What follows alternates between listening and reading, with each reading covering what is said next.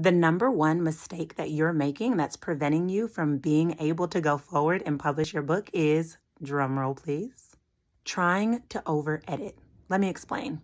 Often when we're writing our book, we beat ourselves up because we're going back in and reviewing it, and then we're trying to tweak it and make it perfect. And what ends up happening when we're trying to go back and edit in the process of writing is that we don't give ourselves room to really express our ideas fully. Give yourself space to allow your creative ideas to run wild, because that's where the most expansive and next level ideas take place. And then at the end, you can hire an editor to pull it all together.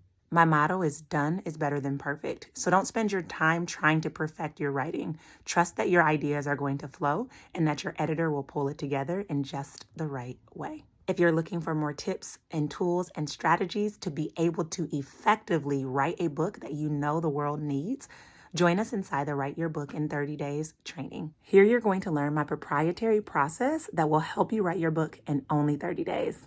I can't wait to see you there.